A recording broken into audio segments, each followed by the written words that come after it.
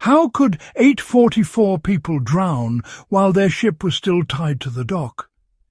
It sounds impossible, but that's exactly what happened on a calm summer morning in Chicago. The SS Eastland, packed with families, rolled into the Chicago River without ever leaving the dock. Thousands watched in horror as the ship capsized just 20 feet from safety. Many victims, mostly women and children, were trapped inside. More died on the Eastland than on the Lusitania, yet few remember its name. This is the story of how hidden flaws and terrible decisions led to one of America's worst maritime disasters.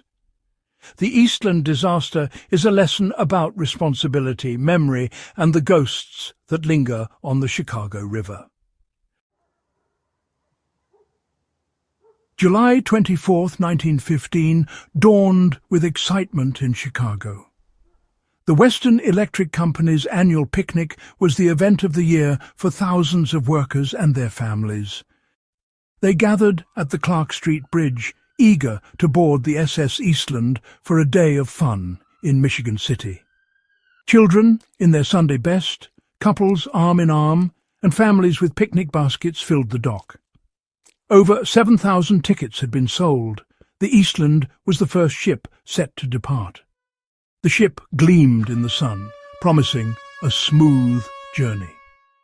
But beneath the surface, the Eastland hid a dangerous secret. In moments, their celebration would turn to catastrophe. To understand the Eastland disaster, we must look back to 1912, the year the Titanic sank. The world was shocked by the loss of over 1,500 lives, many due to a lack of lifeboats. Public outrage led to new safety laws. Every ship must carry enough lifeboats for all aboard. The Seamen's Act of 1915 was meant to save lives, a direct response to the Titanic's tragedy. Ship owners rushed to comply, adding lifeboats, rafts and jackets to every vessel. The logic was simple: more lifeboats, more safety. But the law applied to all ships, from ocean liners to river steamers. No one considered that what worked for the Titanic might not work for smaller, differently designed ships. The focus was on equipment, not on the unique risks of each vessel. For the SS Eastland, these well-intentioned rules would prove disastrous. Sometimes a solution to one tragedy can create another.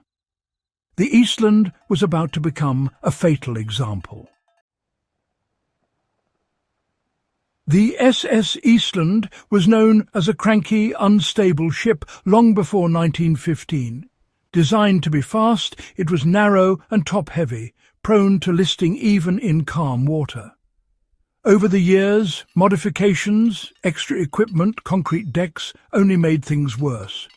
When new safety laws required more lifeboats, the owners added heavy wooden boats and rafts to the top deck, raising the centre of gravity dangerously high. The crew knew the risks, relying on ballast tanks to keep the ship upright. On the morning of the disaster, the ballast tanks weren't properly filled. The chief engineer tried to correct the tilt, but it was too late. The very lifeboats meant to save lives made the Eastland even more unstable. Passengers felt safe, seeing the rows of lifeboats above them. In reality, they were sitting atop a ticking time bomb. The stage was set for disaster.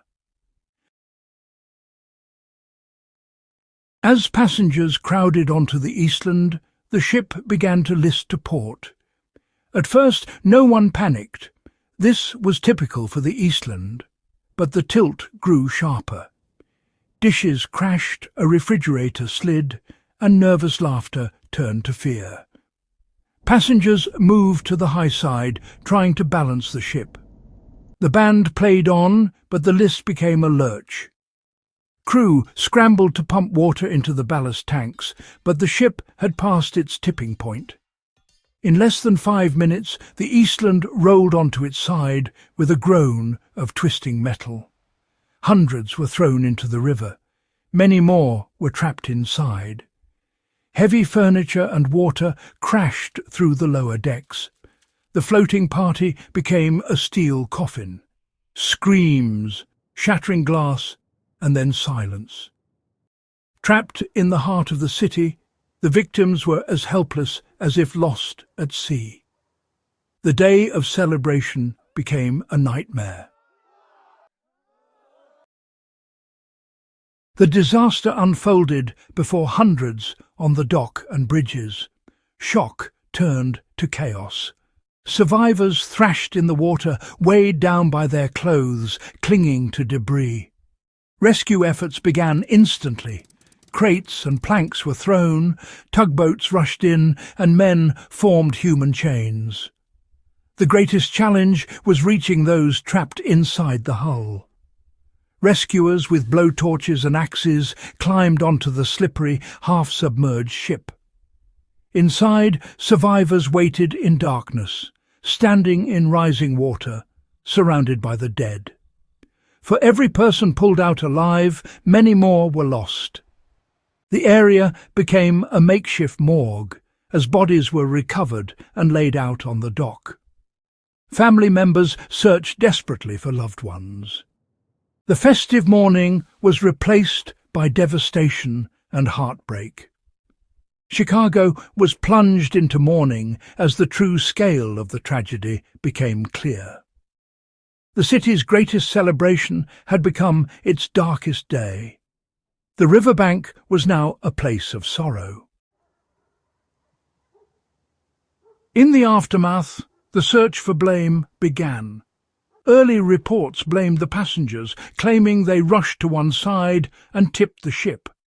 Survivors disputed this, insisting there was no panic, only attempts to balance the listing vessel.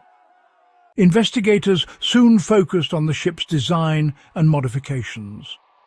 The Eastland's instability, top-heavy lifeboats, and empty ballast tanks were the real culprits. Attention turned to the ship's owners and officers, accused of negligence for allowing so many aboard. The chief engineer, captain and company executives faced manslaughter charges. The public demanded justice for the 844 lives lost. The investigation also questioned the new safety laws. Had they made things worse? Blame pointed in every direction. Crew, owners, designers, and even lawmakers. The legal aftermath was a second tragedy for the victims' families. The trial, led by Judge Kennesaw Mountain Landis, became a battle over corporate responsibility. Landis ruled the case fell under Admiralty law, shielding the ship's owners from liability. Blame shifted to the crew, while executives escaped conviction. Key evidence about the Eastland's instability was suppressed. The jury never heard the full story. In the end, no one was held legally responsible for the deaths. Crew members were acquitted, and company executives walked free. Civil lawsuits brought little compensation. For grieving families, there was no justice, only unanswered questions. The case was closed, but the wounds remained. For years, the Eastland disaster faded from memory, overshadowed by the Titanic. No grand monuments marked the site, just a small plaque near the river. The victims were mostly working-class immigrants, their stories lost in the city's rush to move on. The tragedy was uncomfortable. Not a natural disaster, but a mix of human error, corporate negligence, and failed regulation. In recent years, efforts to remember the Eastland have grown. New memorials and public lists of the victims honour their memory. Remembering the Eastland is an act of justice for those denied it. The legacy is a warning. Safety is more than equipment. It's understanding the whole system. The story compels us to ask hard questions and never forget the human cost of our mistakes. We must remember the 844 not just as victims, but as a lesson we cannot afford to ignore.